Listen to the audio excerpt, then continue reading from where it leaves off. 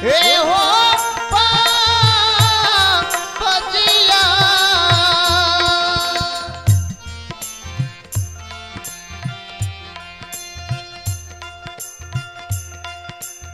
हम धर्म के भक्त पजियार नहीं बनवा,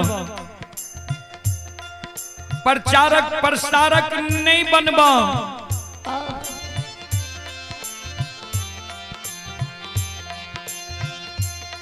ध्यान देवे श्रोता सज्जन वृंद, मां बहन बाबू भैया सब संत शिरोमणि श्रोता बंधु,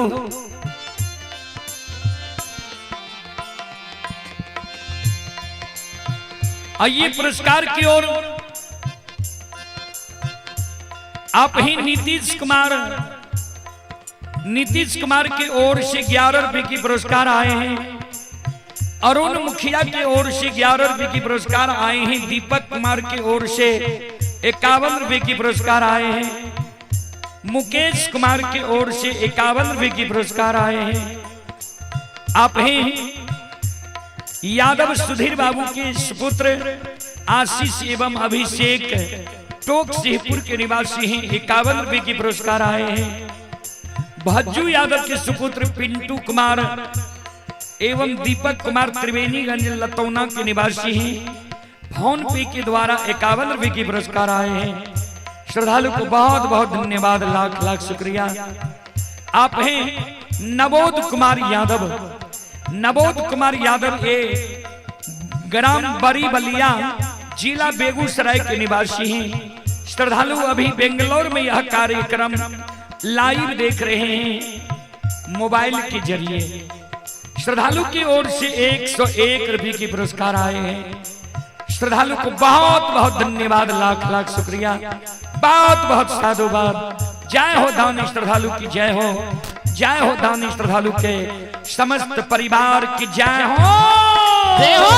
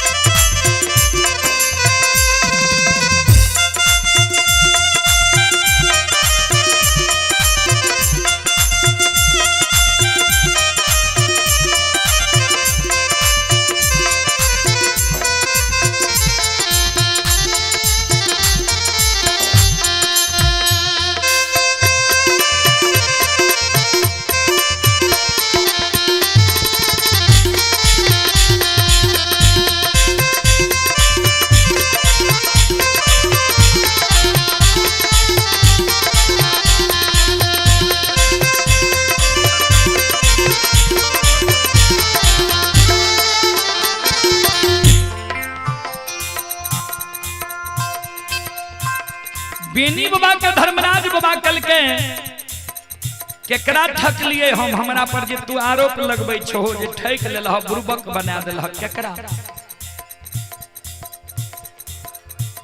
बेनी बाबा कल के गोसाई सुना, हे हो बालापन में ज्योति बाबा के बरेला चोर में तू, गला में माला दिल हो, तब कहलो हम धर्मराज छियै, तोरा भक्ति लेल सृष्टि के लिए ये भक्ति करे पड़ता। तो ज्योति बाबा यहाँ का कहलक सरकार हम सुअर चरलिए, ये सुअर के धूल कन हमारा शरीर में लाग लगी है, शरीर के जो शुद्ध क्या देवे तो हम भक्ति करब।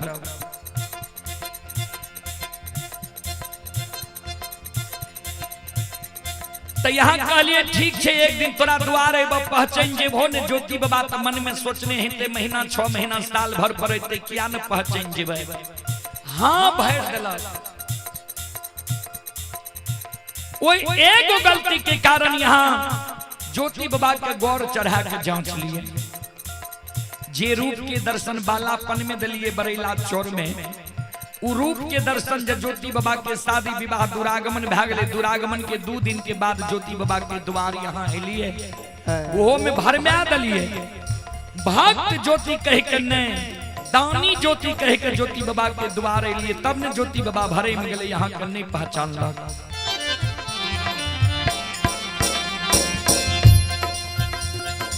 यहाँ के मान सम्मान ज्योति बाबा नहीं कैलक। वही जरा सा गलती के कारण ज्योति बाबा का यहाँ बिना अन्न बिना जल बिना नींद बिना नारी बिना जूरी छाहर के 12 बरस केदली जंगल लिख लिया। केदली के दुख भी ज्योति बाबा सह लेलक, तैयो ज्योति बाबा के यहाँ हे ठाकुर जी, हे धर्मराज बाबा, आओ ये वंश से निर्वंश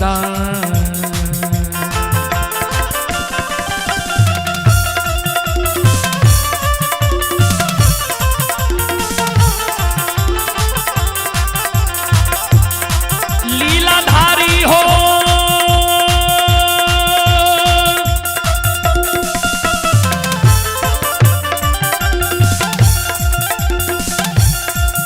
आओ ये वंश से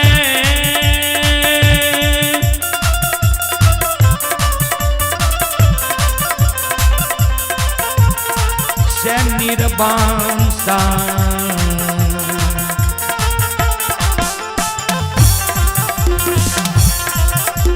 बनल हो ठाकुर जी।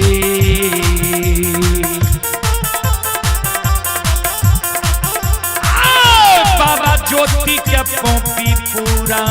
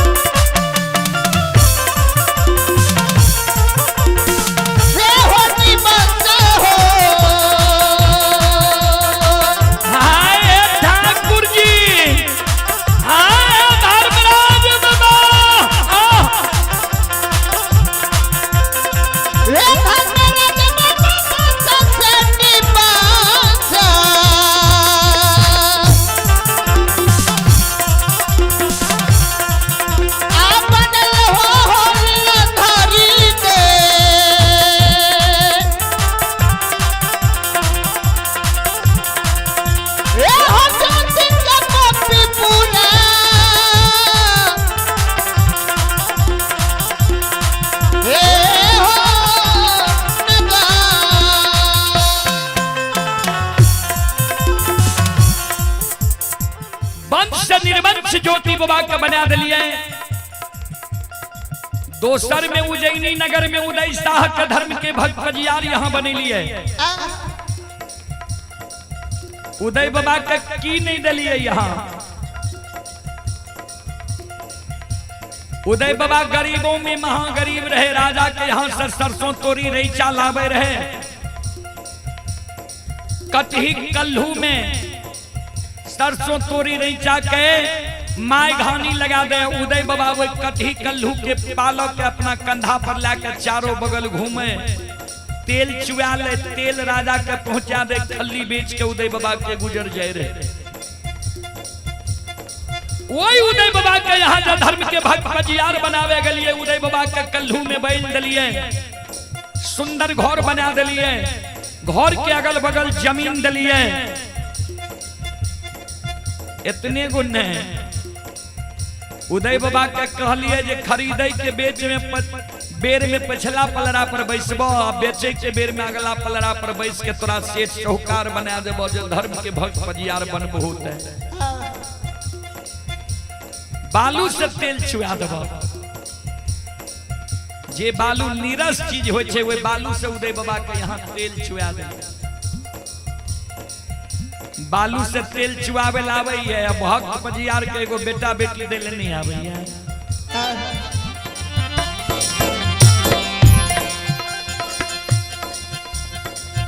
बालू से तेल उदय बाबा के चुआ दिलिए। एगो बेटा बेटी पुत्र पुत्री संतान उदय बाबा के नहीं दिलिए। ठाकुर जी जे यहाँ के भक्त पजियार बने उधर निर्वंश भा जाता है, यहाँ के भक्त पजियार कथी ले लोग बनते हैं। ये वंश से निर्वंश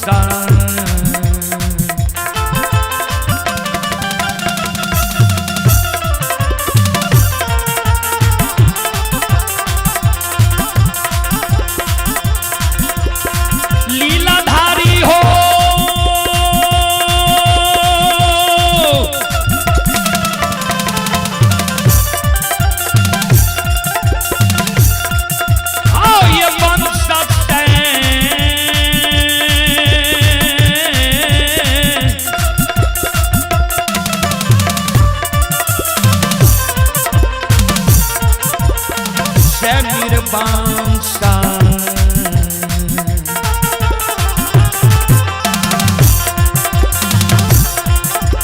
बनल हो धर्मराज बाबा।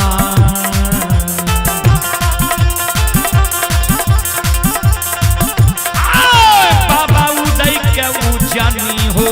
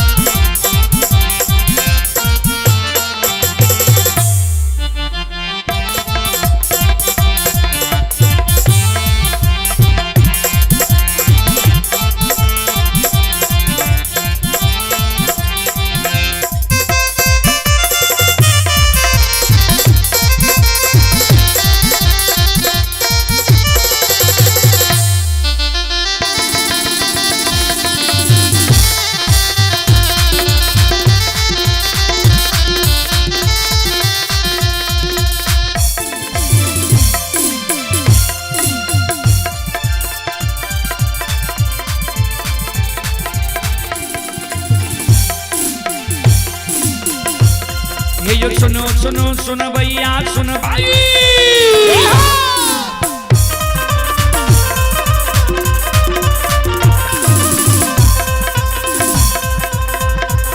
ये जो सुनो सुनो सुन भैया सुन भै योग भैया बजो भैया सुन भै।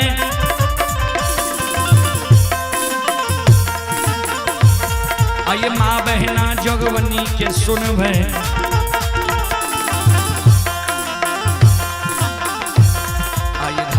बात ध्यान से सुनबे, हे मालिक की लीला के सुनबे। परवर लीला गोसाई रचल गए, माया लगल के रास रचल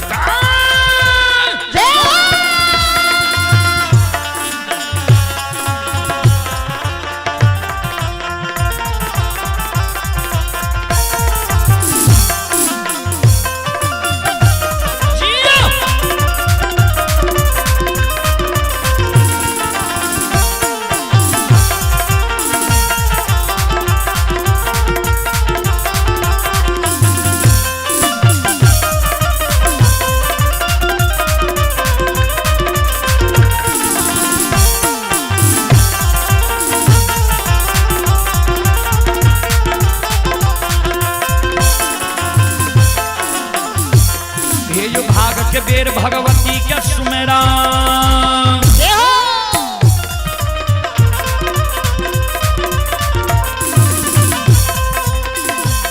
ये जो भाग के बेर भगवती के सुमेरो, सादा भवानी जगदम्बा के सुमेरा।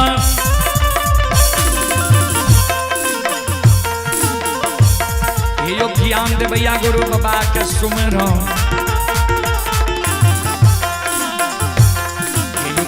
दाता सरस्वती के सुमरो, गौरी के पुत्र गणेश के सुमरो, उमापति यो महादेव के सुमरो, हारे यो वीर पवन सुत के सुमरो, दुर्गा काली महाकाली के सुमरो, सभा के बीच धर्मराज के सुमरो।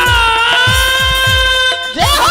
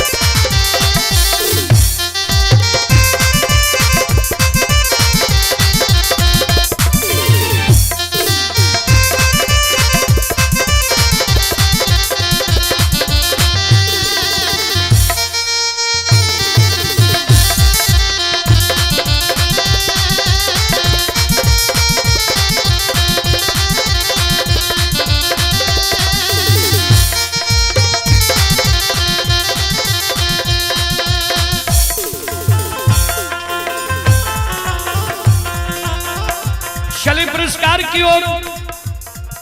आप हैं सुजीत कुमार, ग्राम हनुमान नगर, पोस्ट चंदौर, थाना सौर बाजार, जिला सहरसा। श्रद्धालु की ओर से श्रद्धा के साथ बड़े उदार दिल से शानदार 11 रुपए की पुरस्कार आए हैं। श्रद्धालु को बहुत बहुत धन्यवाद, लाख लाख शुक्रिया, बहुत बहुत साधुवाद। जय हो आप हैं गौरी शंकर कुमार यादव, बिशनपुर बसहा, पिपरा, सुपौल। गौरी शंकर कुमार यादव जी, बिशनपुर बसहा, पिपरा, सुपौल की ओर से श्रद्धा के साथ बड़े उदार दिल से शानदार 51 रुपए की पुरस्कार आए हैं।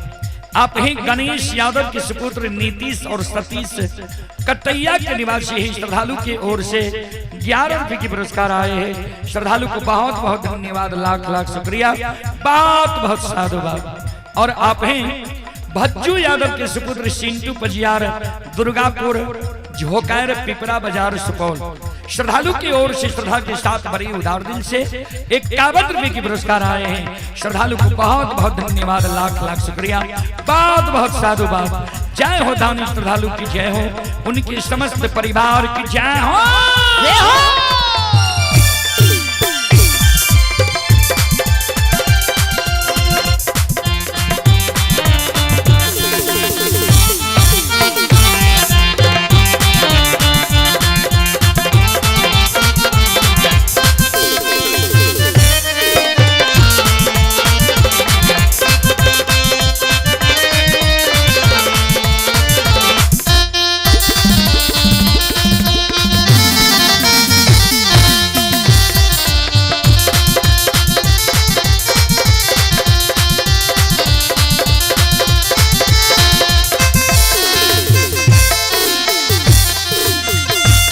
हे हो भला बाबा भंडार के भैरिए दी हो।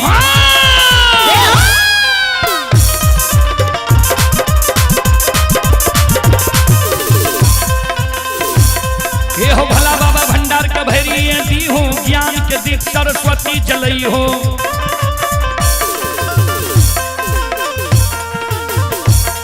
ये तन से ने भूलता, मन से ने छोड़ता, ये सिर में सबैया सेवक कैसी हो, सेवक के मन की मनोरथ पूरी हो, बिगड़ल काम कभी मल बनी हो।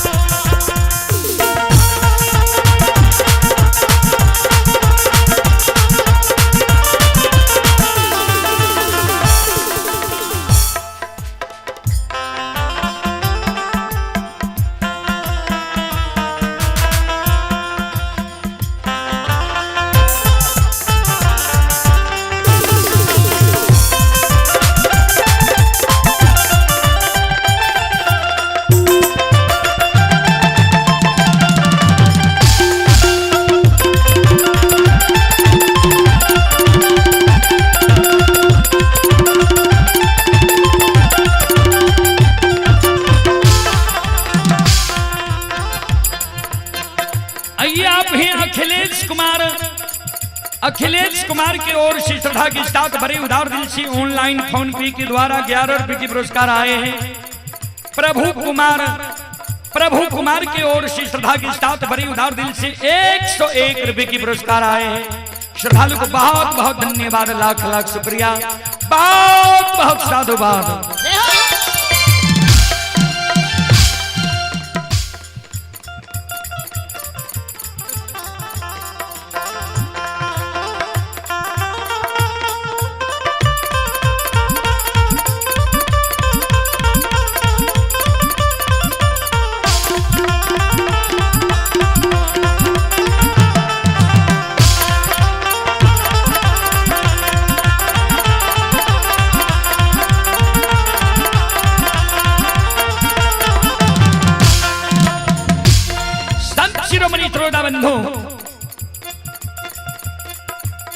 बेनी बाबा कहे धर्मराज बाबा के ठाकुर जी तेसर में अंदू बाबा के यहाँ पजियार बनी लिए।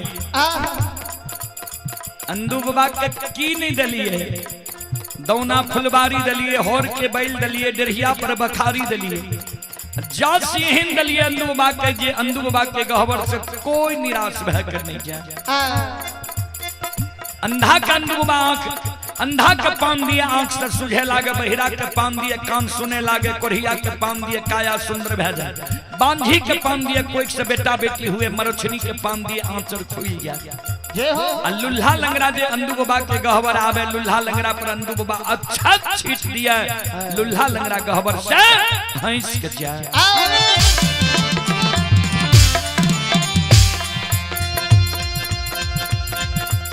लेकिन अपना अंदू बाबा के की के लिए गुस्सा है। ए ठाकुर जी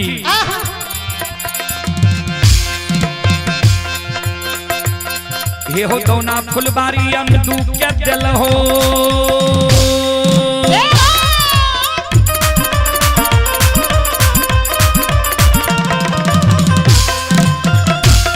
ये हो तो ना फुलबारी अंदू क्या दिल हो, होर के बैली अंदू क्या दिल हो, ये हो डेढ़िया बखारी अंदू के दिल हो। जिसके अंदू के अपार लगेल हो, सुना सुना निरमोहिया सुनला, दिल के बात धर्म से सुन ला।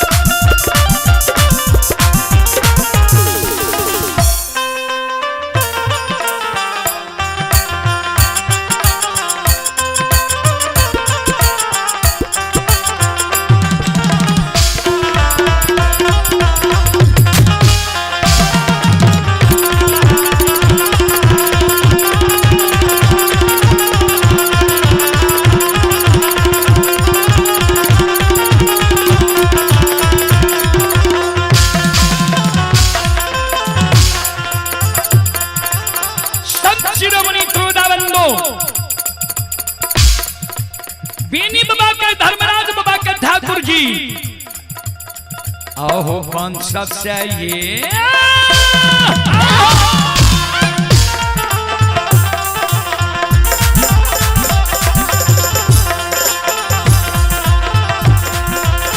लीलाधारी हो वंशस्य निर्वंशा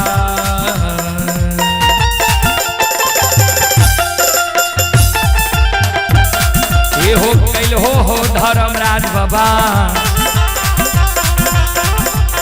बाबा अंधु के मौका मां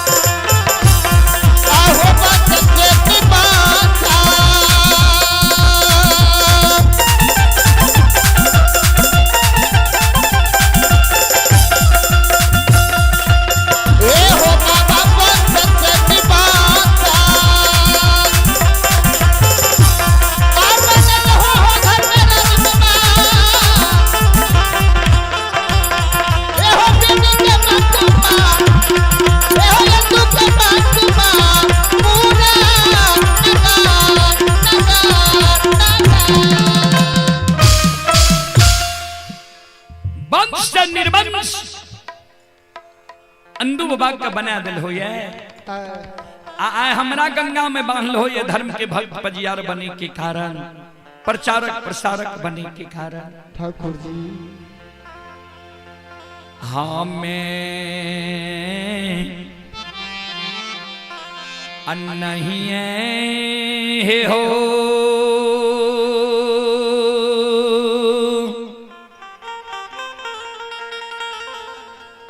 हे हो बना दाता हो नी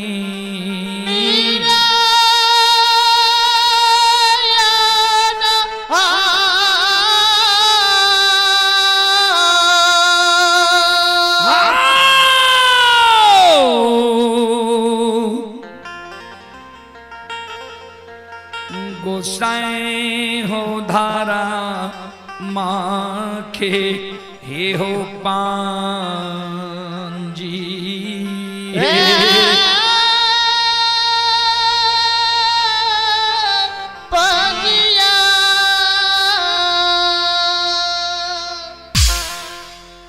हम नहीं बनबा गोसाई धर्म की भक्त पजिया ध्यान दो। धर्मराज बाबा कल के यादव जी हमरा पर आरोप लगबै छो जे सबके ठेक लेल होइए हम ककरे नहीं ठकलिए जे जे चीज मांगल के ओकरा वह चीज दलिए जाके रही भावना जैसी प्रभु मूरत देखी तिन्हि तैसी जेकर जेहन भावना रहे जे जे चीज मांगल के ओकरा वह चीज दलिए ज्योति के भक्त पजियार बनबे गेलिए ज्योति भक्ति मांगल के भक्ति दलिए उदय शाह के भक्त पजियार बनबे गेलिए उदय शाह और उदय शाह के माय सबरी धनी संपत्ति मांगैत रह गेले जे आय हमरा कल्हू में बैल दियो तो सुंदर घर बना दियो घर के अगल बगल जमीन दियो बालू से तेल छिवा दियो तो उदय के माय कहे हमरा बेटा का सेठ साहूकार कहिया बनीबे धन संपत्ति दिलिए 8 पहर भगैत कोबलल रह गेले उदय के 8 पहर भगैत नहीं दिल धन संपत्ति जोरे मिले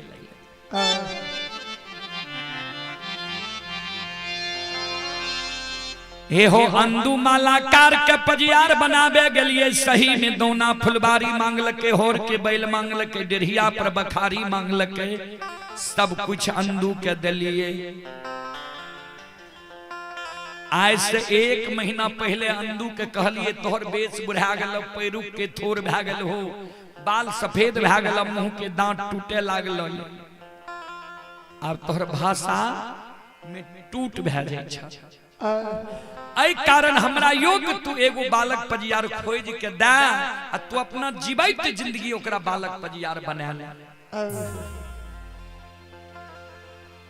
आय जगलिए दोना फुलबारी अंदू के कहलिए बालक पजियार खोज के राख लो।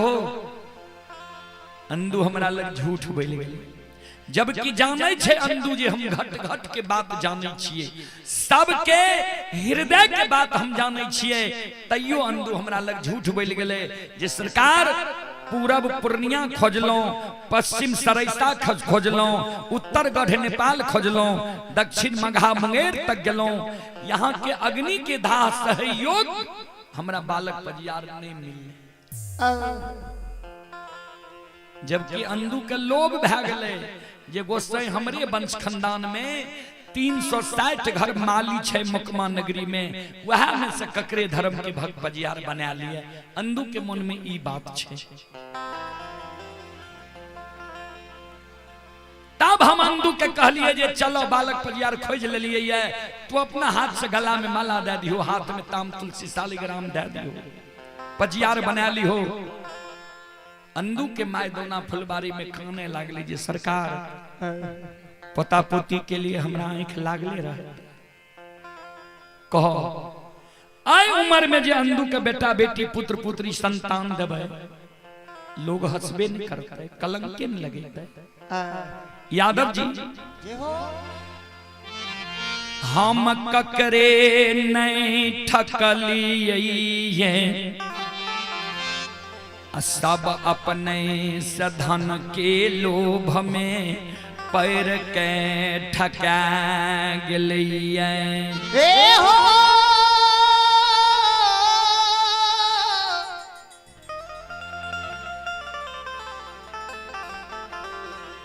हे हो यादव जी हो। आइए पुरस्कार की ओर। आप हैं राजा कुमार पूजा कुमारी, पिता संजय यादव टोक सीपुर के निवासी हैं, 51 रुपए की पुरस्कार आए हैं। विवेक कुमार कुंदन कुमार, पिता विनोद कुमार यादव सुपौल के निवासी हैं, 51 रुपए की पुरस्कार आए हैं। भज्जू यादव के सुपुत्र गांधी गौरव दुर्गापुर झोकायर पिपरा बाजार सुपौल के निवासी हैं, 51 रुपए की पुरस्कार आए हैं। जय नारायण यादव त्रिवेणीगंज लतौना, कृष्णा कुमार वार्ड नंबर 13 सुपौल के निवासी ही फोन पे के द्वारा 51 रुपए की पुरस्कार आए हैं। भज्जू यादव के पोता ही उज्जवल यादव अर्नव आनंद दुर्गापुर झोकायर पिपरा सुपौल की ओर से वार्ड नंबर 16 की ओर से शानदार 51 रुपए की पुरस्कार आए हैं। आप हैं डेजी कुमारी की ओर से 51 रुपए की पुरस्कार आए हैं। जसोदर कुमार की ओर से 11 रुपए की पुरस्कार आए हैं। और आप हैं संत शिरोमणि श्रोता बंधु माँ Ambe DJ tent house Ramvilas Kumar Raman टोक सिंहपुर की ओर से 101 रुपए की पुरस्कार आए हैं। श्रद्धालु को बहुत बहुत धन्यवाद, लाख लाख शुक्रिया, बहुत बहुत साधुवाद। जय हो धानी श्रद्धालु की जय हो, जय हो धानी श्रद्धालु के समस्त परिवार की जय हो। अइला से बकिया बाबा तोहरे दुआरिया हो बाबा, अइला से बकिया बाबा तोहरे दुआरिया हो बाबा, अइला से बकिया बाबा तोहरे दुआरिया हो बाबा, अइला से बकिया बाबा तोहरे दुआरिया हो बाबा, सेवक के मन के मनोरथ पूरी हो बाबा, बाबा हो सेवक के मन के मनोरथ पूरी हो बाबा, बाबा हो सेवक के भागत कहत नहीं हो बाबा, तोहरे दुआरिया में अइला पूजरिया हो, तोहरे दुआरिया में अइला पूजरिया हो, एक बेरा तेरी दी हो सेवक पर नाजरिया हो, एक बेरा तेरी दी हो सेवक पर नाजरिया हो, तेरो सैता सेवक तोहरे दुआरिया हो बाबा, तेरो सैता सेवक तोहरे दुआरिया हो बाबा, तेरो सैता सेवक तोहरे दुआरिया हो बाबा, तेरो सैता सेवक तोहरे दुआरिया हो बाबा, बाबा हो सेवक के बिगड़ी काम बनी हो बाबा, बाबा हो सेवक के बिगड़ी काम बनी हो बाबा, बाबा हो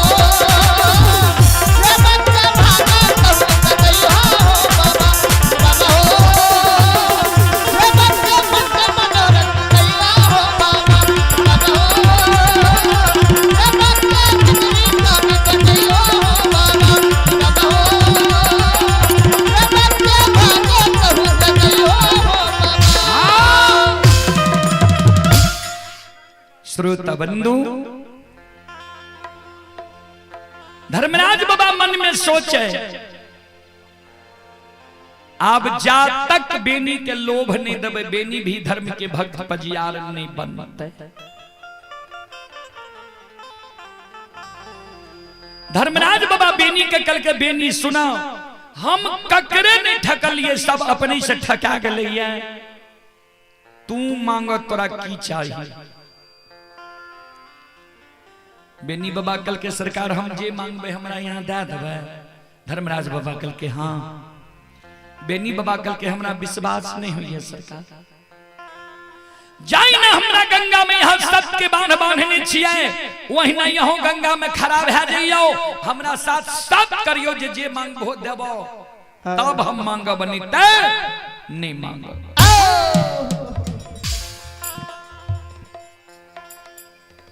धर्मराज बाबा कल के हमर बानी असत्य नहीं छे, मांगो जे मांगबो तोरा देबो, की चाही तोरा बोलो। बेनी बाबा कल के सरकार तो सुन लिया हमरा की चाहिए।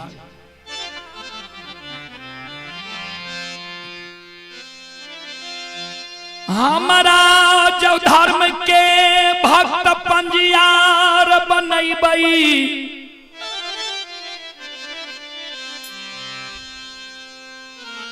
ता हमारा वंश में सखुआ नगरी में सोईरी हुए सारा नहीं हुए, लोग जन्म लिए मरे न। ध्यान दो,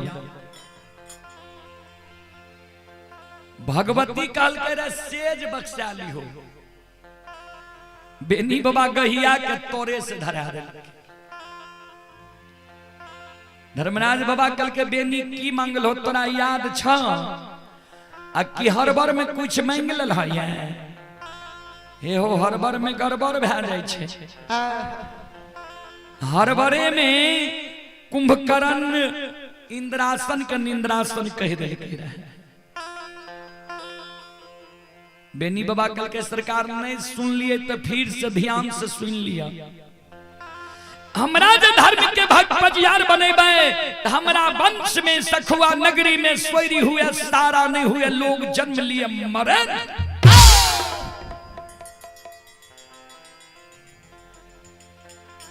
धर्मराज बाबा कल के तू जे जन्म लेला है, लोग के की कहे छे जाने छो? कौन लोग छिए? बेनी बाबा कल के सरकार बूढ़ा बाबा सब कहे रहे जे ये मृत लोक छी।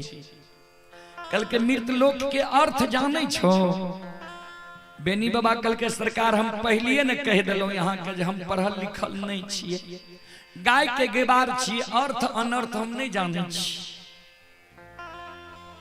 धर्मराज बाबा कल के तो सुन ला, मृत लोक के अर्थ की होय छे? जे जीव ए लोक में जन्म लेलकै है, वो जीव के एक न एक दिन अपन शरीर के त्याग करे पड़ते। 84 लाख योनि छे, सबके जीव अपन अपन योनि के त्याग करे पड़ते। सबके एक न एक दिन चोला चाम छोड़ के परमात्मा रूपी पिया के घर जा पड़ते। ई जीव के लिए नैहर छिए। नैहर के अर्थ होय छे जहां नहीं रहना है। ऐ जगह कोई रहे ले नहीं एले। जना हमरा माय बहन के पालन पोषण होय छे नैहर में, समय बीते छे सासुर में, वह समानी मानव तन के लिए नैहर छी। ई वरदान जे तू मांगे छो पूरे वाला छे। बेनी बाबा कल के नहीं पूरे वाला छे, धर्मराज बाबा कल के ना। बेनी बाबा कल के हमहू यहाँ से पजियार बने वाला नहीं छी। हमरो सत्य के बांध के खोल दियो, गाय लाके 64 वन जंगल चल जेबै, यहूं घर हमहू घर, हमरा पजियार बने के लोभ नहीं है। लेकिन धर्मराज बाबा का तो पजियार बने नहीं रहे। बजरंग बली के इशारा कल के अंदू जे बिना सुई बिना धागा के बेनी के गला जो एक सूरत जो एक के फूल के हार फूले में फूल गुथ के बने कहिए अंदू के कहियो बेनी के गला में माला देते, हाथ में ताम तुलसी शालीग्राम देते, बेनी के सतनाम बोला लेते। बजरंग बली चौंक गए। सरकार एकर अर्थ छे बेनी जे वरदान मांगल के यहाँ दै ले तैयार छिए। धर्मराज बाबा कल के हाँ। बजरंग बली कल के सरकार एक दिन धर्म में कलंक न लग जाता है। जे मानव जन्म लेल के ओकरा मरना निश्चित छे, नहीं मरते तो ब्रह्मा जी की सृष्टि में उथल पुथल मच जेते। ई वरदान जे दै छे एक दिन धर्म में कलंक न लग जाता है।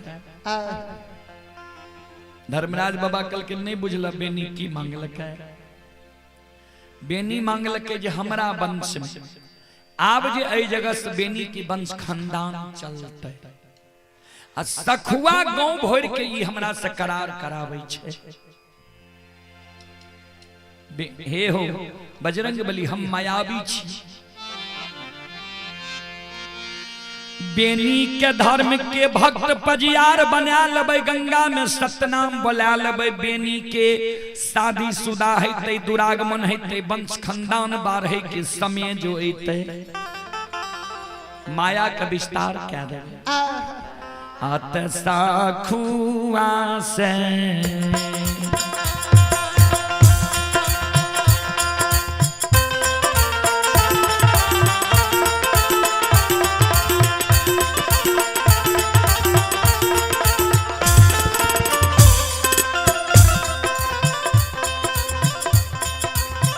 हो बजरंगी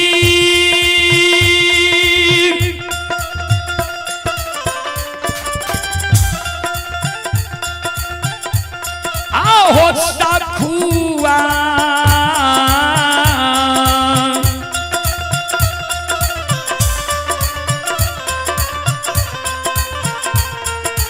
कुआ से उपटाइए के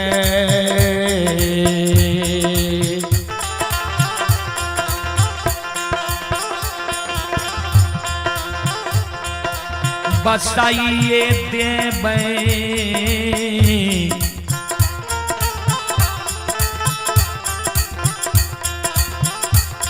यदुवंशी के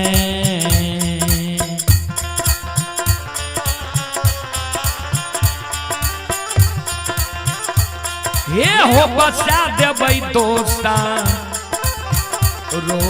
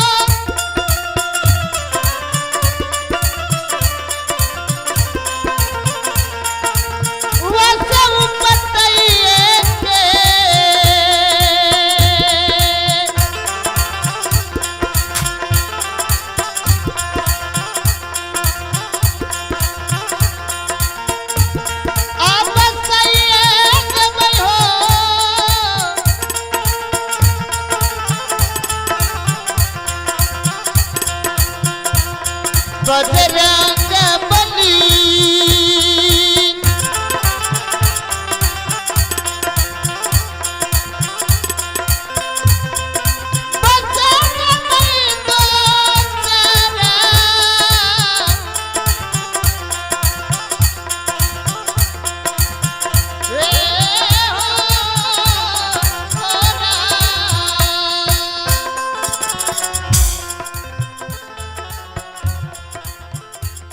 चले पुरस्कार की ओर।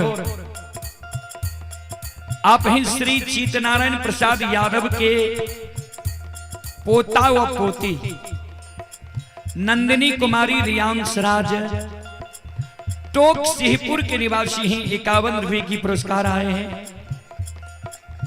श्री विजेंद्र ठाकुर के ये पोता ही प्रियांशी प्रिसेज टोक सिंहपुर की ओर से 51 रुपए की पुरस्कार आए हैं। और आप हैं अच्छे लाल यादव के सुपुत्र अखिलेश मंजेश रंजेश जोगबन्नी के निवासी हैं, 101 रुपए की पुरस्कार आए हैं।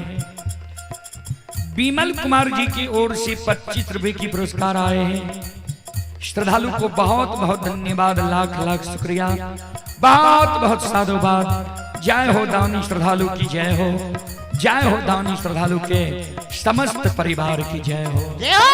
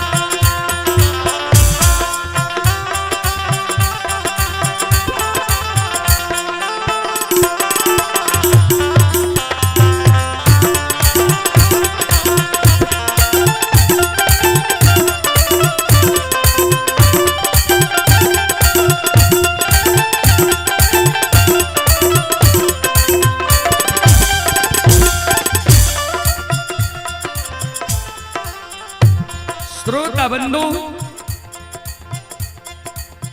बरबर लीलाई गोसाई करे छी। एकरा लीला के वर्णन के क्या सकिए बाबूजी।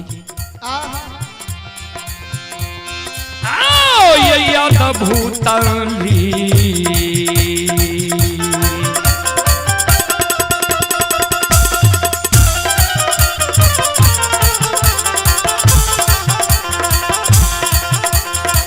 यो सुन भैया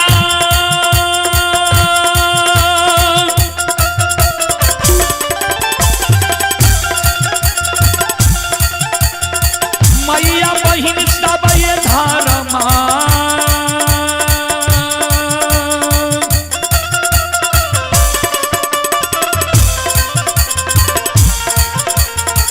माँ के लीला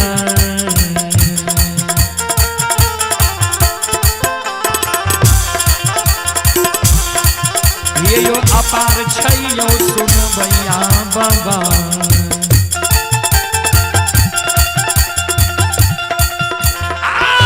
छलै दुनिया ये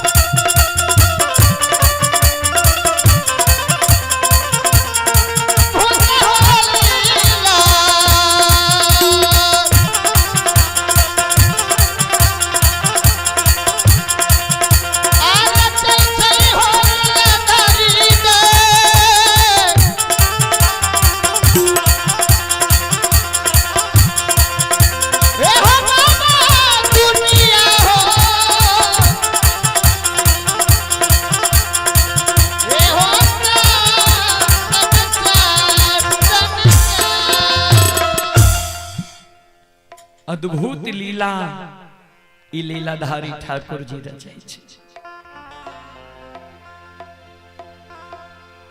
बजरंग वाली बात के समझ गए। बजरंग बली अंदू बाबा के इशारा के लिखे जे बेनी के गला में माला दियो, हाथ में ताम तुलसी शालिग्राम दे के सतनाम बोले ली। आहा बाबूजी अंदू बाबा हाथ में माला ललके बेनी बाबा के माला दे ले जाय छे। बेनी बाबा ठेगुन छेबा पानी में खड़ा रहे। अंदू बाबा हाथ में माला ललके बेनी बाबा लग जाय छे। ध्यान देवे अंदू बाबा रहे नाटा कद के, बेनी बाबा रहे दूध दही खायल मानव यदुवंशी। वही समय की 5 हाथ। अंदू बाबा बेनी बाबा का कहे बेनी सिर नीचा करहो ने तोरा गला में माला देबो, हाथ में ताम तुलसी शालिग्राम देबो, सतनाम बोल जई हो।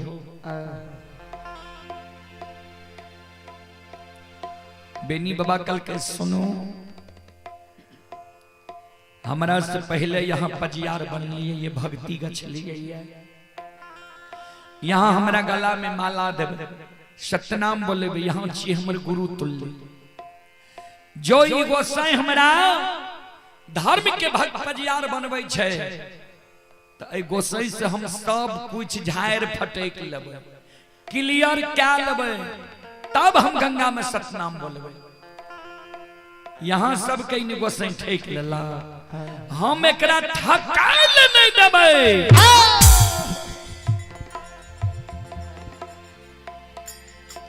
धर्मराज बाबा फिर चले किनारा, और कुछ तरह चाहिए कि और कुछ चाहिए तो बोलो। बेनी बाबा कल के सरकार सब कुछ झाड़ फटे के लिए क्लियर क्या लिया, तब हमारा पजियार बनाबू। कल के बोलो ने कुछ और चाहिए तोरा। कल के हमरा कौन लोभ से भक्त पजियार बनबे छिए, यही कलिए 3 दिन से तोरा पाछा लागल छिया, भक्ति के बस में तोहर औठेर क्या रहलिए, कौन लोभ से, कौन एहन नीक चीज हमरा में देख लेलिए जे हमरा पाछा यहाँ लागल छी भक्त पजियार बनबे ले, जबरदस्ती गंगा में बहन के सतनाम बोलबे छिए। ठाकुर जी किया तो संत कहलखिन है,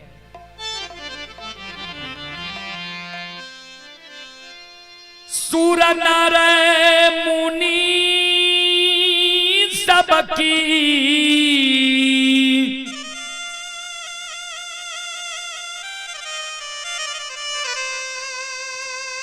यही है रीति,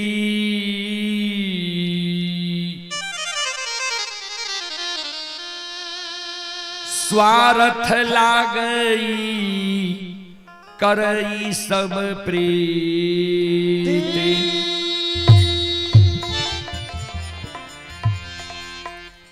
सूर नर मुनि सबकी यही है रीति, स्वार्थ लागई करई सब प्रीति। सूर माने देवता, नर माने ई मानव, मुनि माने भगवान के मनन करे वाला, मनावे वाला। एकरा सबके रीत छियै, कोई ककरो से दोस्ती करे छे स्वार्थ के बसीभूत। यहाँ के हमरा से कौन स्वार्थ है जे जबरदस्ती गंगा में बन के सतनाम बोलबे छिए, हमरा बता दियो। वो काज हमरा से हेतै तब ने हमरा भक्त पजियार बनेबै। धर्मराज बाबा कल के हाँ तोरा से हमरा स्वार्थ छै। कल के कौन स्वार्थ ये कह दियो। कल के सुना, हे हो भगति के कारण पासमान कुल में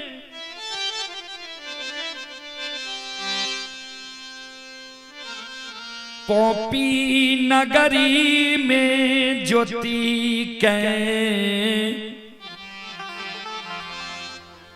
धर्म के भक्त पंजियार बनलिए।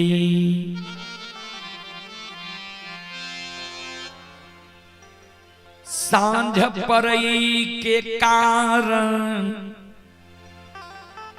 तेल के कारण उज्जैनी नगर जाउदई साह के धर्म के भक्त पंजियार बनलिए।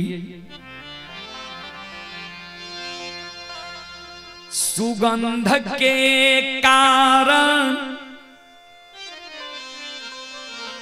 फूल के कारण मोकमापुर नगरी में अनदू के धर्म के भक्त पंजियार बनिलिए। दूध के कारण हमर 14 पंथ गोसाई ललायित भै रहलई। तोरा हाथ के दुहल दूध तोरा गहबर में तोहर भगवती बंदी बिसहरी अघात से यादव जी हो दूध के कारण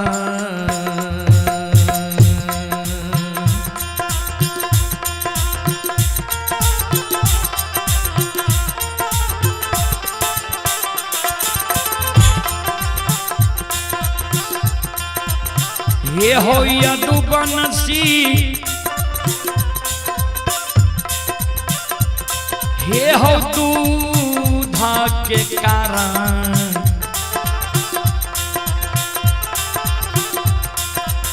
कारण माँ हो।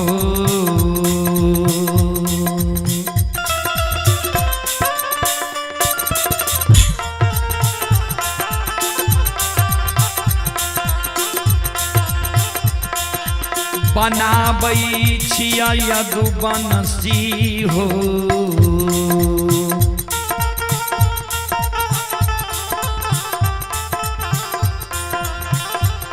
हे हो तोरा धर्म के हो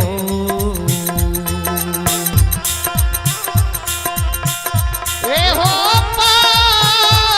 पंजिया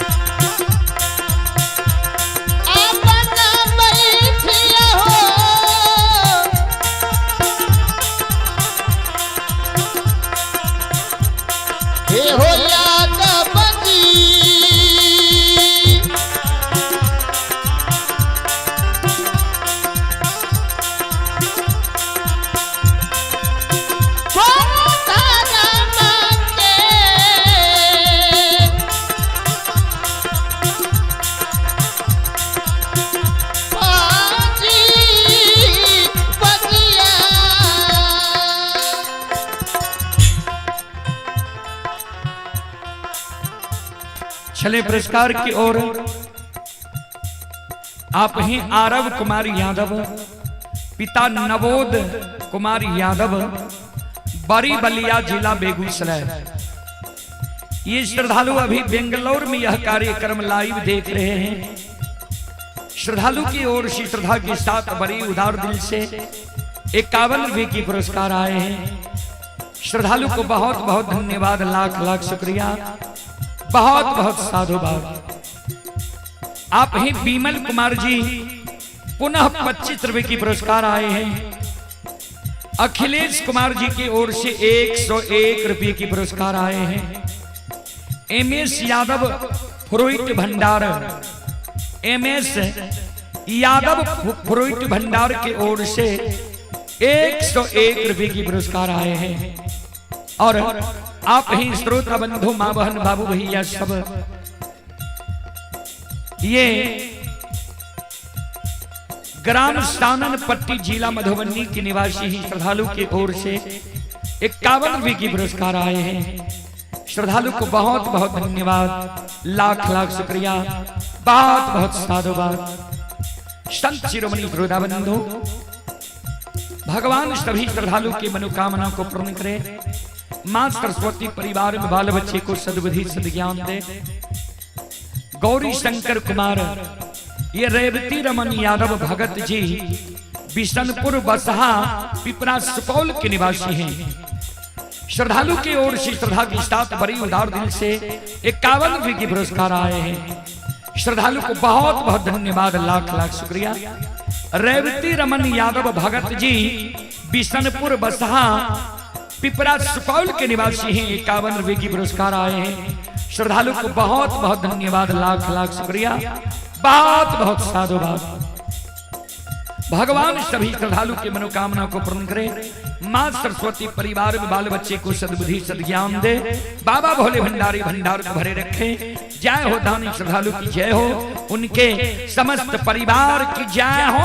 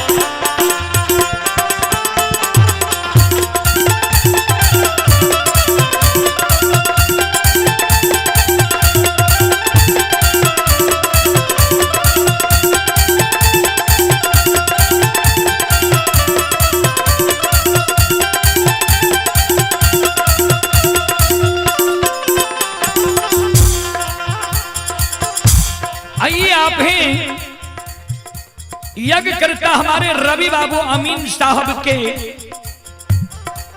पोता व विपिन बाबू के सुपुत्र व सुपुत्री ही आदर्श आनंद, ब्यूटी कुमारी, सीयूटी कुमारी, सोनाक्षी कुमारी।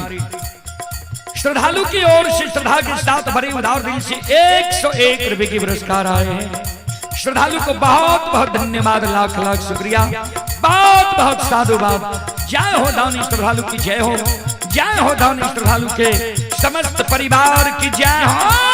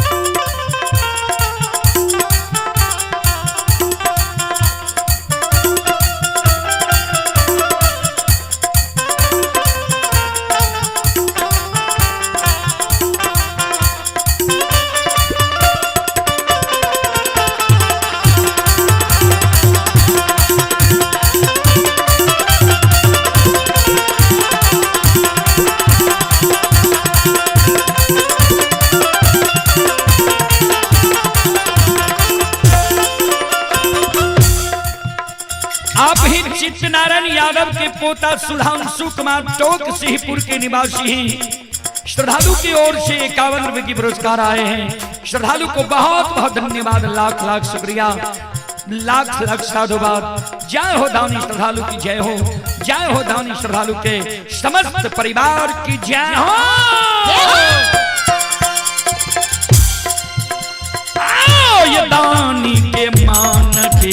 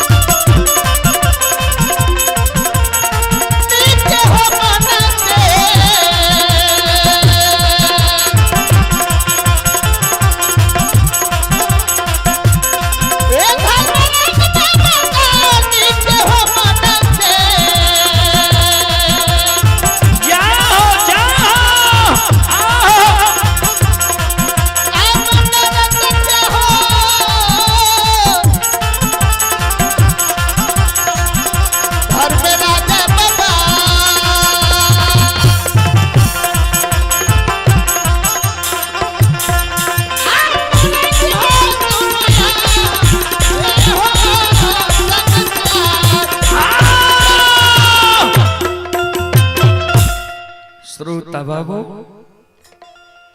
चले आप ही सुशांत कुमार, रुचि कुमारी, सिद्धांत बाबू, अमित कुमार रतनपुरा के निवासी हैं। 151 रुपए की पुरस्कार आए हैं। ओजस्वी कुमार, विष्णु कुमार, बबलू कुमार रतनपुरा के निवासी हैं। 51 रुपए की पुरस्कार आए हैं।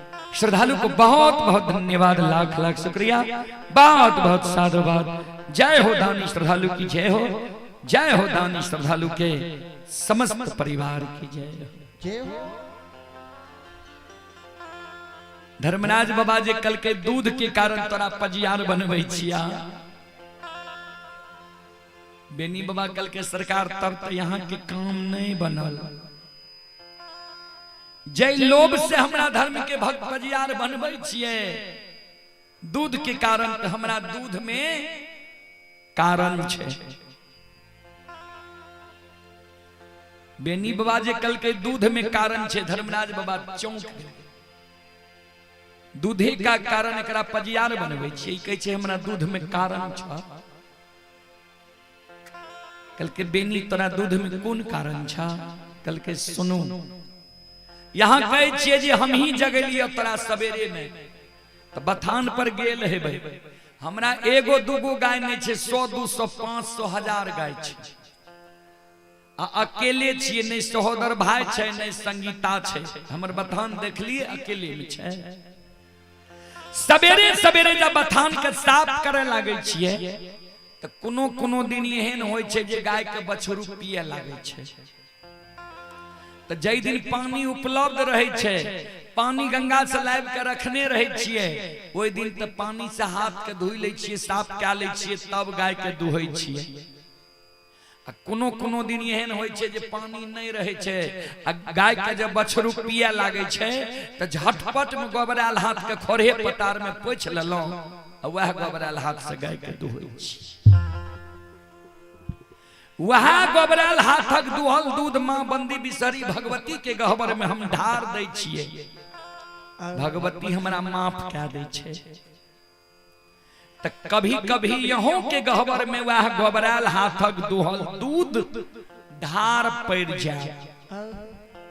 श्रद्धा जो हमरा पर यहाँ के पटे देखे छियै कपड़ा कते गंदा छै, किया त गैबार छियै जंगले में रहे छियै साफ करे के फुर्सत नहीं होइ छै। श्रद्धा जो हमरा पर यहाँ के पटे तब हमरा सतनाम बोलाबू पजियार बनाबू, आ श्रद्धा नहीं पटे तो हमरा पजियार नहीं बनाबू सतनाम नहीं बोलाबू। ध्यान देवे उस समय में भगवान भक्त के पाछा पाछा घूमे रहे, क्या तुम शुद्ध आत्मा रहे। आइ कल भगवान के भक्ता पजियार खोजत रहे छी कथी दर्शन, क्या ताब भए गेलै छल के दुनिया। सज्जन बेनी बाबा जी शब्द कहल के धर्मराज बाबा बजरंग बली की ओर देख के हंसे लगल। बजरंग बली कल के सरकार हंस लिए क्या, कल के देखा बेनी के आत्मा कतेक शुद्ध छै, एकरा में जे कमी छै अपने आप ही बता रही। धर्मराज बाबा कल के बेनी बाहर खोजबा मिलबा नहीं, जब मिलबा घट भीतर नहीं। बाहरी दिखावा करने से हम भक्त के नहीं मिले छी, जेकर अंदर शुद्ध छै पवित्र छै।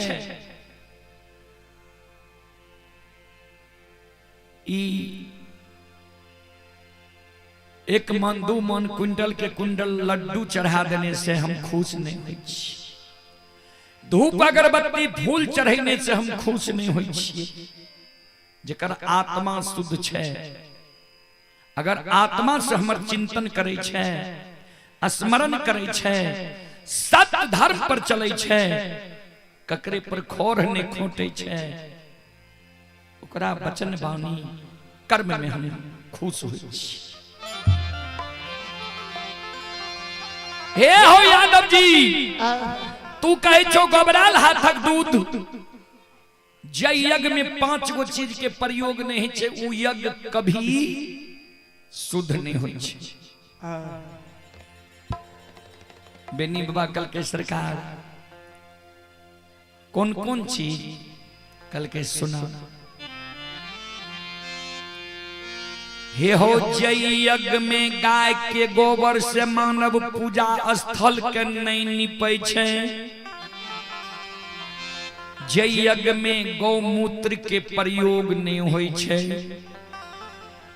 जय यज्ञ में गाय के दूध के ढार नहीं पड़े छै, जय यज्ञ में गाय के दही निवेद रूप में नहीं रहे छै, जय यज्ञ में गाय के घी के आरती नहीं जले छै, उ यज्ञ कभी शुद्ध नहीं होई छै। गाय के गोबर शुद्ध होई छै। यादव जी गोबरालो हाथक दुहल दूध देबो ने हम स्वीकार कैल, तोरा एहन शुद्ध आत्मा वाला भक्त हमरा कहां मिलते। धर्म के भक्त पजियार बन जा, प्रचारक प्रसारक बन जा। बेनी बाबा चाहे जे कोनो दाव से ही हमरा छोड़ दिए, हम भगवती के भक्त छिए, आ जबरदस्ती हमरा गंगा में बहन के पजियार हमरा बनबै छै। फिर बेनी बाबा कल के सरकार पजियार बनबै ल त तैयार छिए। एगो आदत यहाँ के गड़बड़ी है, कल के की कल के छोड़ छोड़ पजियार बना ली, कल के नहीं बुझ लिया। कल के सुनो ज्योति बाबा के पंजियार बनलिए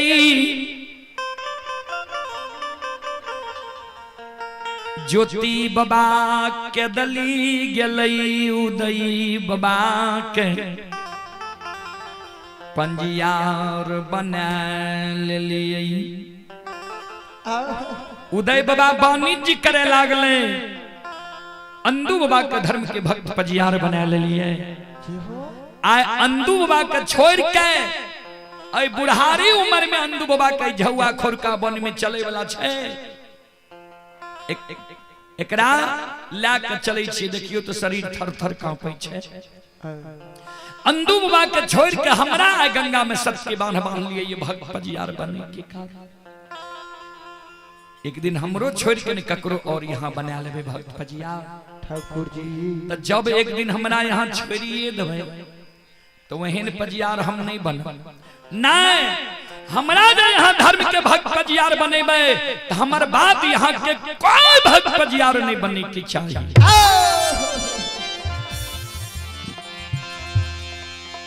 धर्मराज बाबा कल के ठीक छे तोहर बाद हम अपना से ककरे धर्म के भक्त पंजियार नहीं बनेबे बोला गंगा में सतनाम संत शिरोमणि श्रोता बंधु मां बहन बाबू भैया सब ध्यान देवे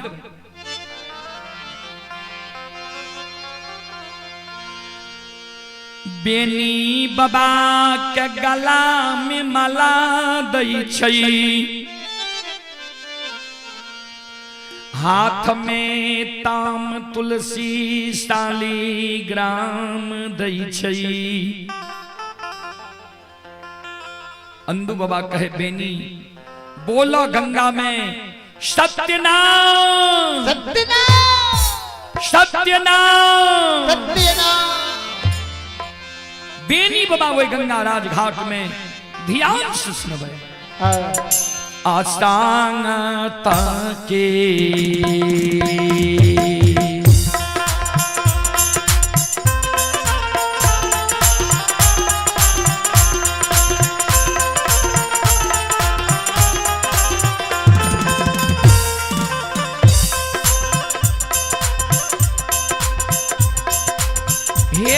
सुन बैया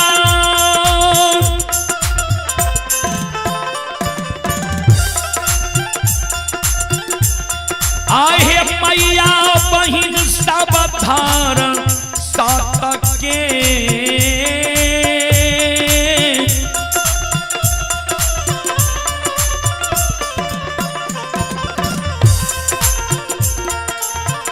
यही नाम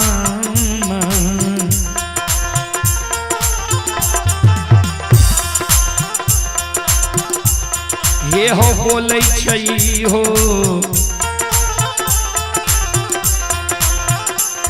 बाबा बेनी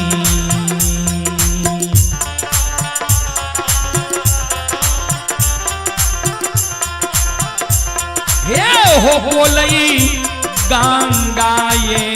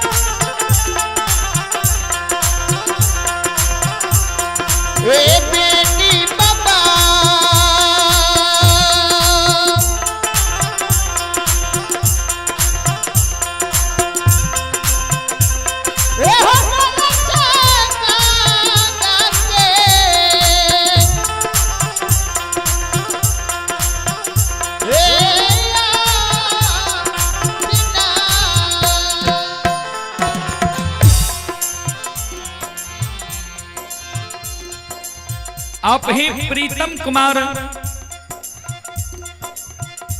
कुमार की ओर से श्रद्धा के साथ बड़े उदार दिल से शानदार 11 रुपए की पुरस्कार आए हैं। दिलखुश कुमार की ओर से 21 रुपए की पुरस्कार आए हैं।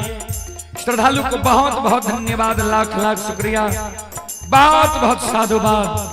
जय हो दानी श्रद्धालु की जय हो, जय हो दानी श्रद्धालु के समस्त परिवार की जय हो। जय हो।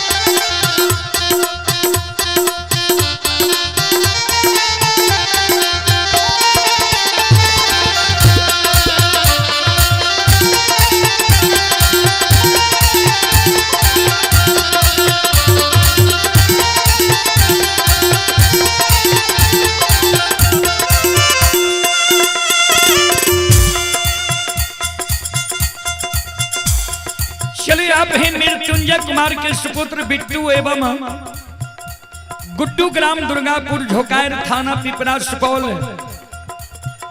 थाना पिपरा जिला सुपौल की ओर से ये सिंगर अनोज कुमार सुमन दुर्गापुर के भतीजा हैं। 51 रुपए की पुरस्कार आए हैं। श्रद्धालु को बहुत बहुत धन्यवाद, लाख लाख शुक्रिया, बहुत बहुत साधुवाद। जय हो दानी श्रद्धालु की जय हो, जय हो दानी श्रद्धालु के समस्त परिवार की जय हो। जय हो।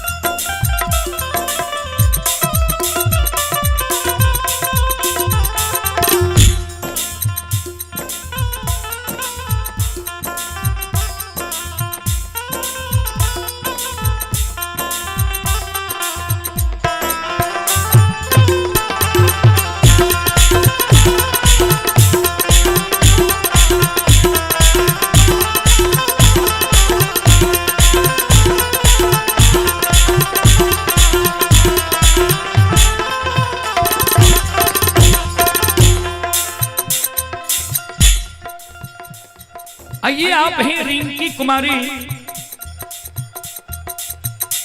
श्रोता सज्जन वृंद, सोनाक्षी कुमारी, खोरमा मरौना सुपौल। ये सोनाक्षी कुमारी ग्राम खोरमा थाना मरौना जिला सुपौल के निवासी हैं। श्रद्धालु की ओर से शानदार 11 रुपए के पुरस्कार आए हैं। श्रद्धालु को बहुत बहुत धन्यवाद, लाख लाख शुक्रिया। जय हो दानी श्रद्धालु की जय हो, जय हो दानी श्रद्धालु के समस्त परिवार की जय हो।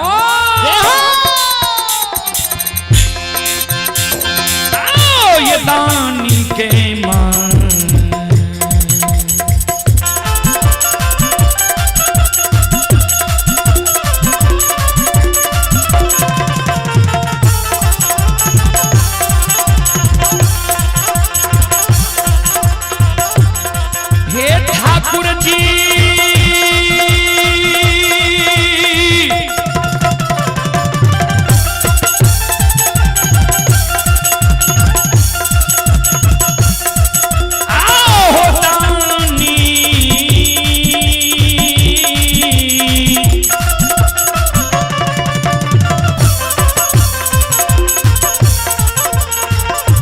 के मान के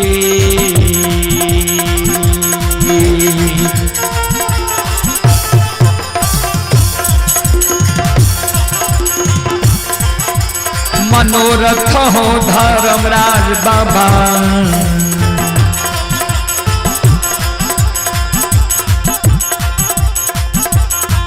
आओ पूरी हो दुनिया हो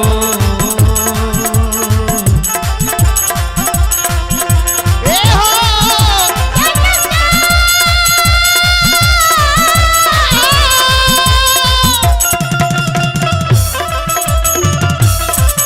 ओ धर्मराज बाबू को इनके मान के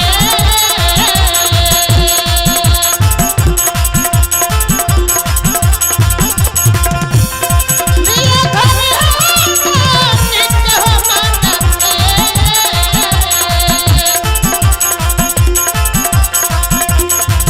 आ मंडल के हो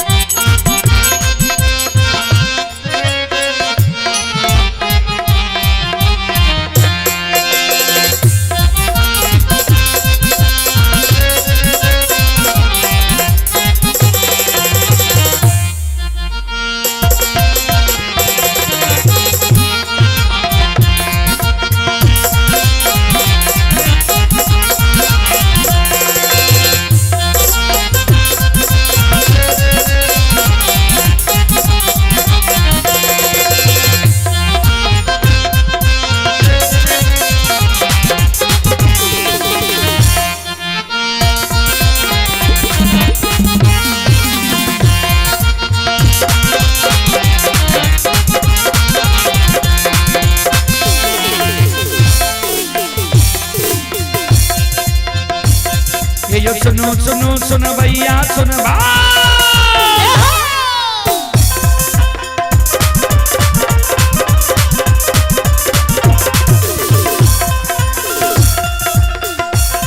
ये यो सुनो सुनो सुन भैया सुन बे यो गवैया बज भैया सुन बे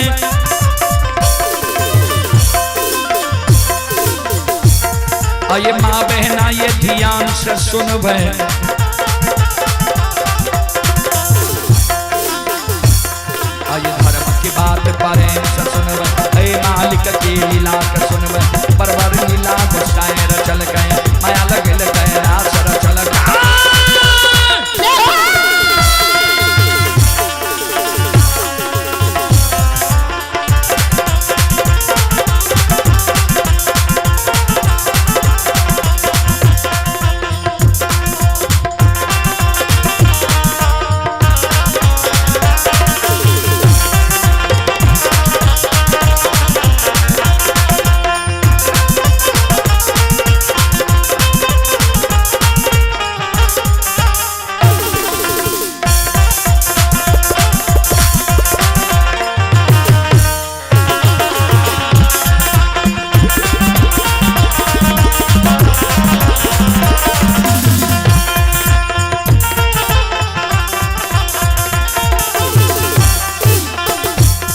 आइए आप हैं सिंगर सनोज सुगम सिंगर सनोज सुमन दुर्गापुर झोकायर पिपरा सुपौल के निवासी हैं 21 रुपए के पुरस्कार आए हैं। श्रद्धालु को बहुत बहुत धन्यवाद लाख लाख शुक्रिया बहुत बहुत साधुवाद। जय हो दानी श्रद्धालु की जय हो उनके समस्त परिवार की जय हो।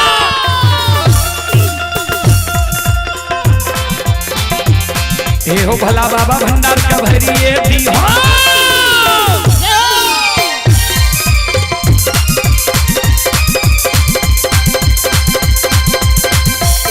हे हो भला बाबा भंडार का भरिए दी हो ज्ञान के दीप सरस्वती जलई हो। आइए तन से नहीं भूलता मन से नहीं छोड़ता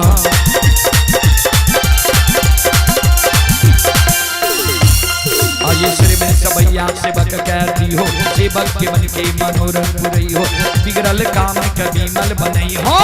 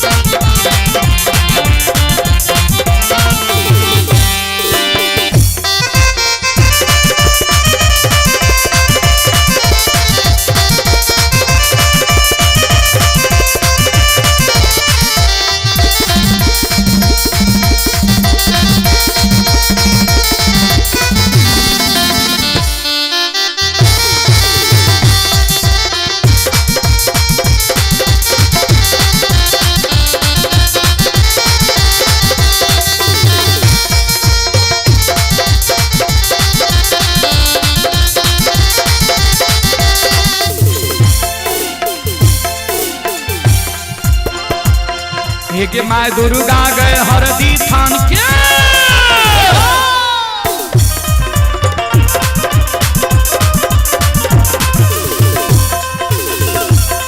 एक माय दुर्गा गए हरदी थान के माय भगवती के मैना गाम के एक माय विषहरी दीपारी थान के एक माता राजी मुंशी धाम माँ गंगा की मानसी घाट माँ कत्यानी के रेलवे घाट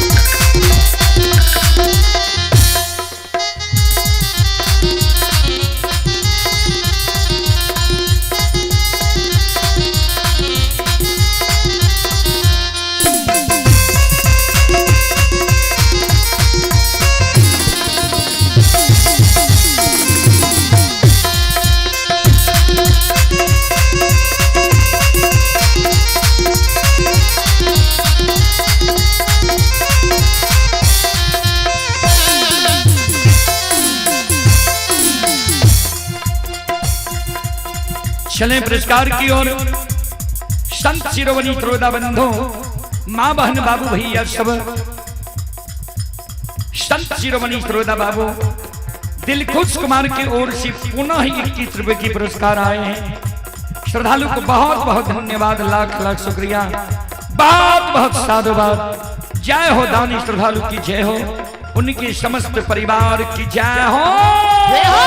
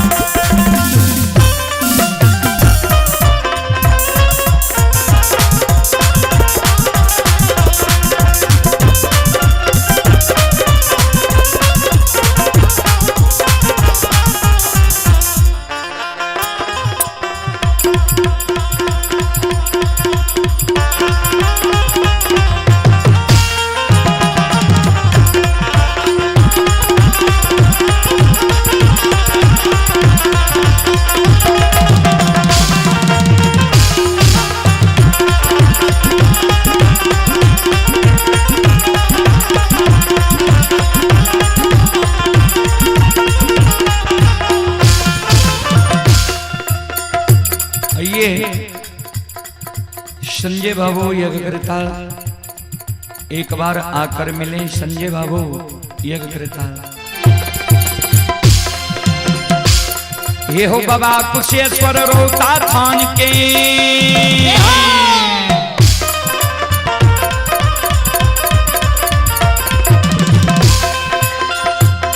ये हो बाबा कुशेश्वर रोता थान के, बाबा कारून पूरा ये धाम के, ये हो बाबा खेदन सुखासन गाम के, ये हो बाबा होरोगनी बलहपुर गाम, बाबा ये बालचन बीरी गमेल, बउआ बख्तर गढ़िया गाम, बाबा विष्णु 85 के।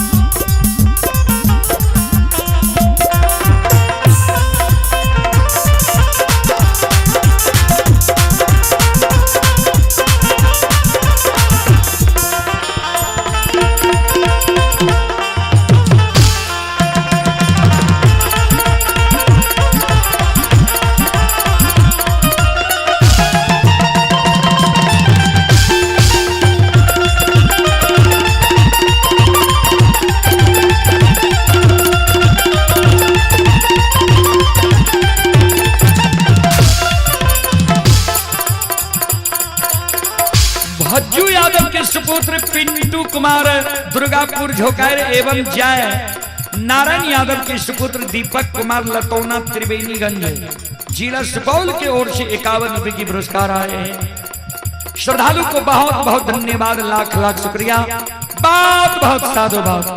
जय हो दानी श्रद्धालु की जय हो, जय हो दानी श्रद्धालु के समस्त परिवार की जय हो।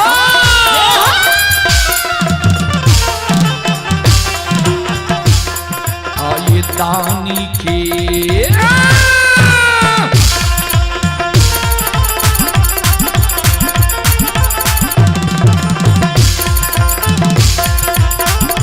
यो बाबा दानी के मन के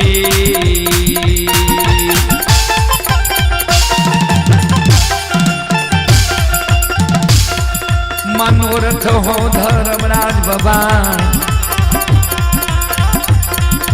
पूरी हो दुनिया।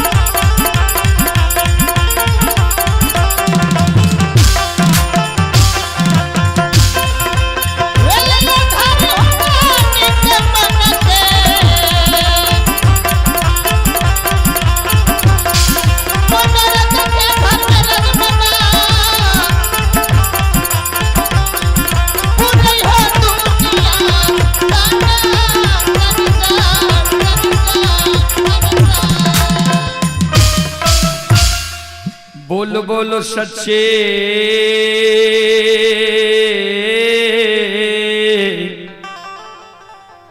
दरबार की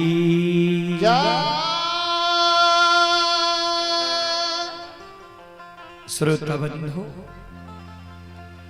या एगो बचन के कारण बेनी बाबा जी बलान मांग लड़के रहा, यह कारण धर्मराज बाबा बजरंग बली बेनी बाबा और मोगल राजा में घड़ी पर्व के दिन झगड़ा लगा दिल के,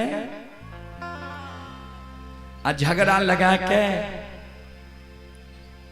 सरैसा सखुआ से बेनी बाबा के भगा के मोगल राजा के द्वारा सहरसा जिला बनगांव पंचायत पररी धनहा चौर में बेनी बाबा का आब के बसा दिल के रहे।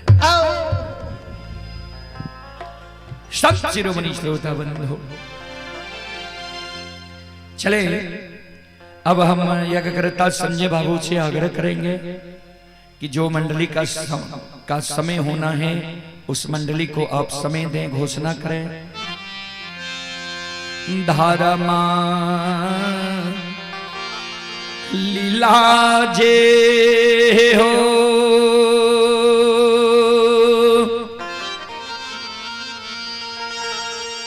आया पार छे बाबा हो सा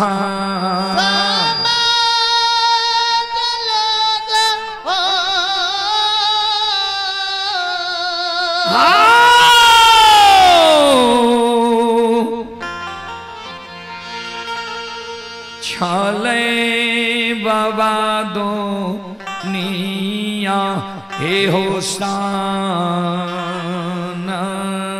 हे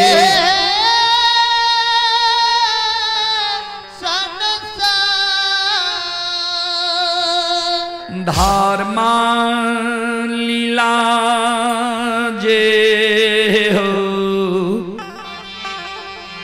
हे हो करे छे बाबा हो सा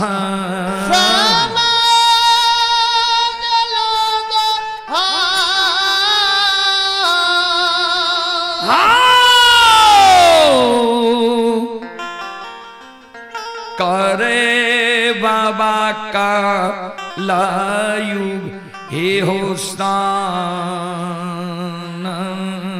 हे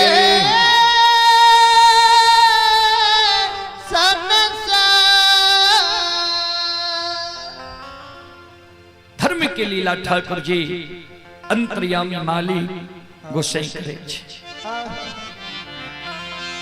चलो अब 10 पद मीरा साहब के प्रसंग राखी ओई के बाद हम अपना बानी के विराम देव संजय बाबू से आग्रह करबई अग्रता महोदय से जय मंडली के समेत वे हुनकर घोषणा करियो जी वो मंडली आवे। जय दीन न बदुलही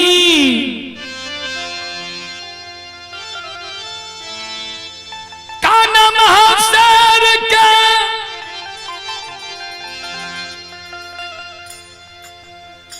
डोली पर चढ़ा के मम्मा मैं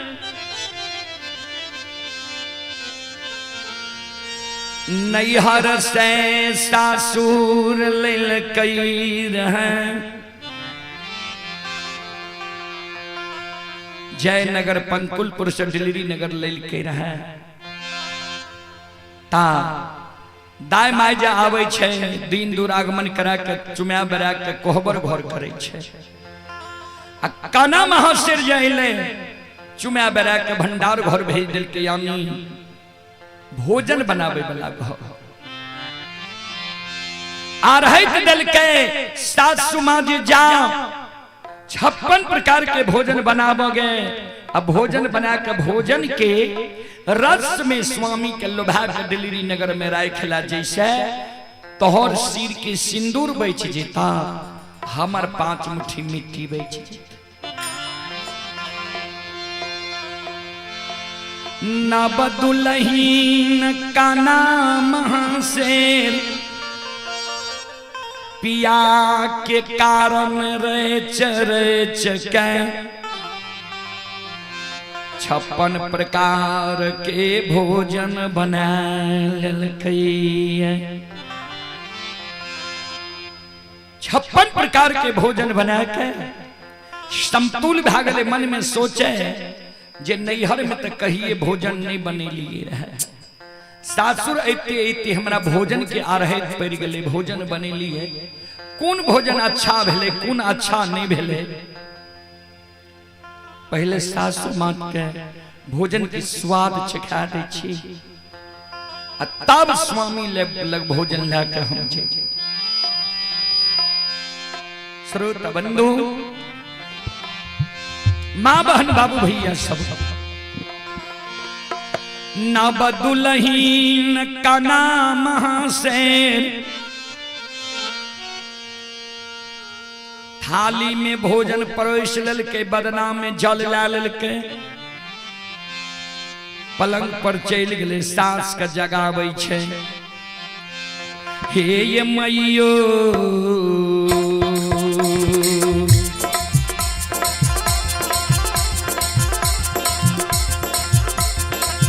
उठो जागो नींद के त्याग करियो ये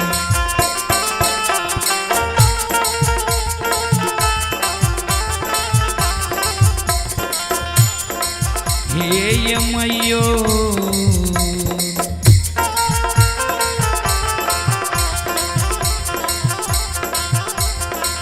12 शौक से 56 प्रकार के भोजन बनैलिए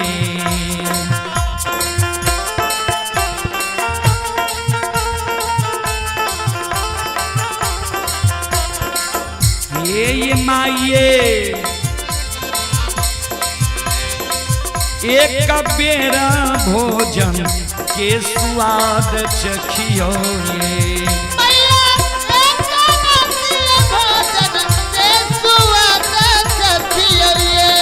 माये एक बेरा भोजन के स्वाद चखियो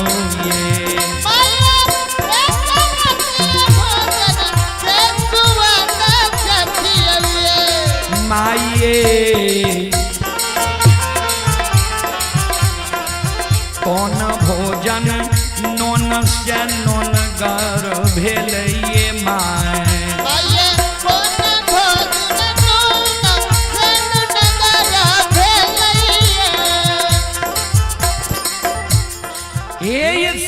माँ कौन भोजन नून से नूनगर भए गेलै, कौन तेलगर भए गेलै, कौन में मसाला भूल गेलिए, आ कौन में ज्यादा पड़ गेलै, तनी भोजन के स्वाद चख के हमरा बतैयो, आ ओई भोजन के सुधार लेबै, आ तब हम स्वामी के भोजन करावे ले जेबै।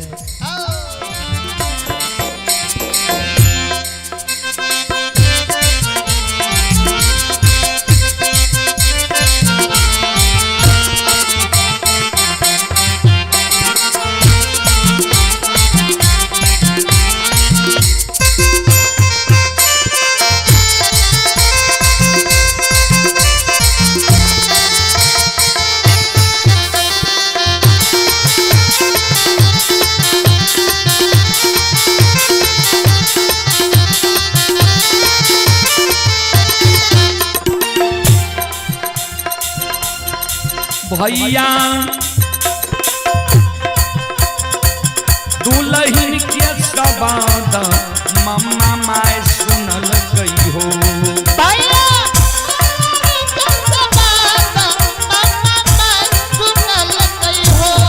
भैया दुल्हन के सवाद मम्मा माय सुनल गई हो।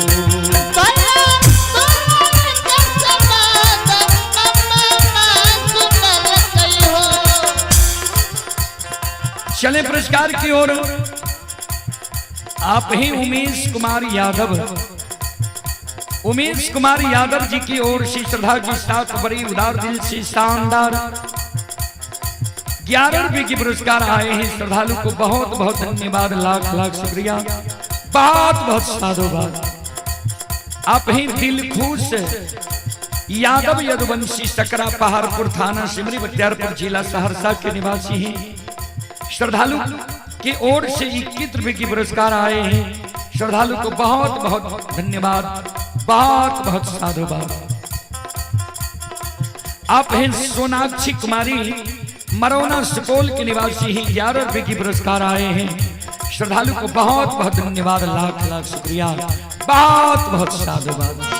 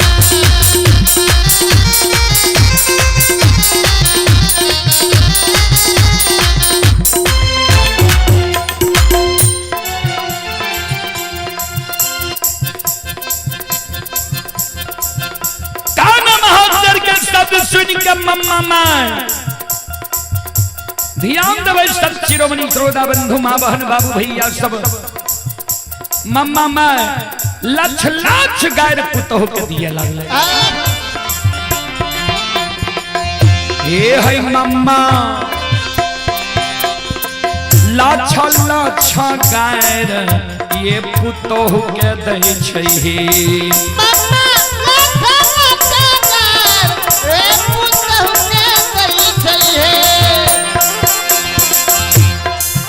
अलछहिया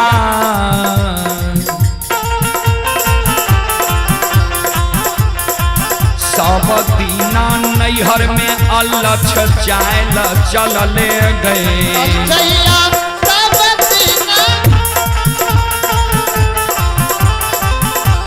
अलछहिया अलछय वाला बुध तोरा ज्ञान रहलोगे।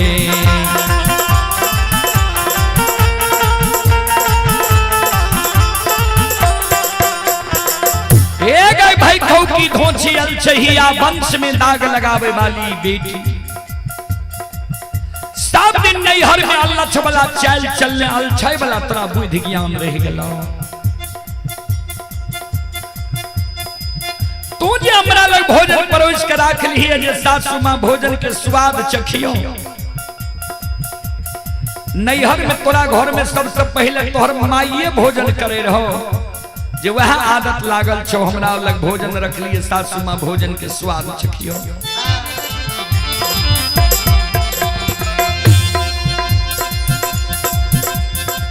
सासुर में कोना लोग चलै छै, एको गो रहनी सासुर के तू नहीं सीखले ये।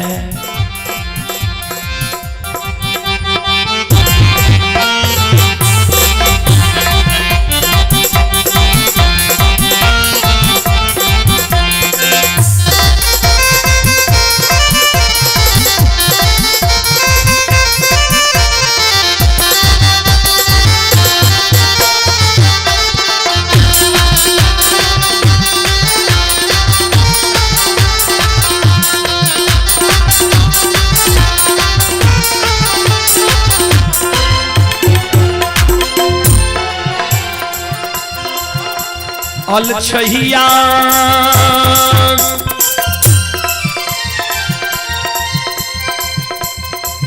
जाहि घर में मारा दागे पुरुष रहै छै गे।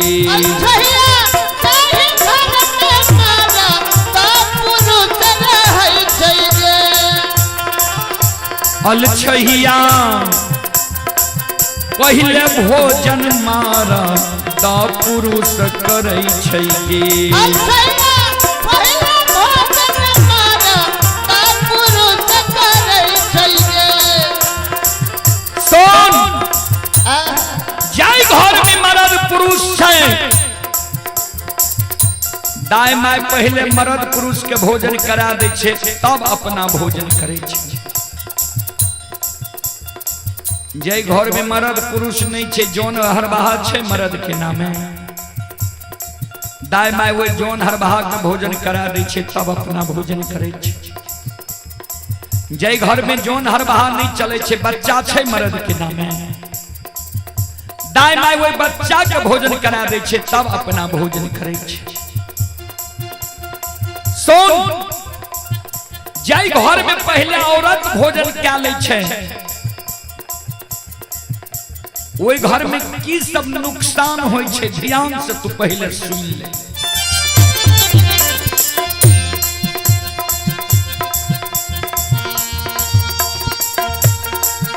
अलछहिया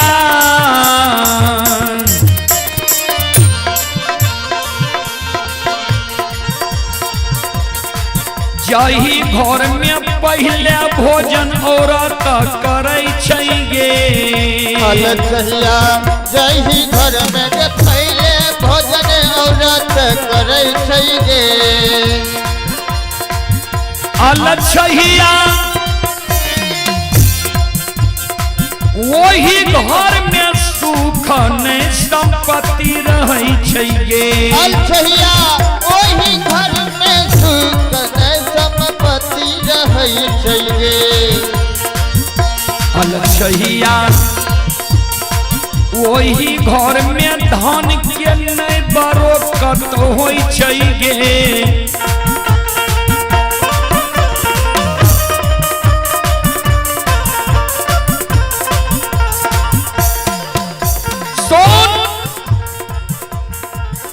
जय घर में पहले औरत भोजन क्या लिए, पुरुष के मांस